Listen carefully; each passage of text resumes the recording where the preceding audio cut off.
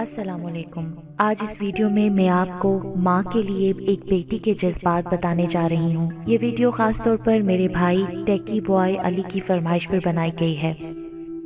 माँ, मैं छोटी सी एक बच्ची थी, तेरी उंगली थाम के चलती थी। तू दूर नजर से होती थी, मैं आंसू आंसू रोती थी। ख्वाबों का एक रोशन बस्ता तू रोज मुझे पहनाती थी। जब डरती थी मैं रातों को, तू अपने पास सुलाती थी। माँ, तूने कितने बरसों तक इस फूल को सींचा हाथों से। जीवन के गहरे भेदों को मैं समझी तेरी बातों से। मैं तेरी याद के तकिए पर अब भी रात को सोती हूँ। माँ, मैं छोटी सी एक बच्ची तेरी याद में अब भी रोती हूँ।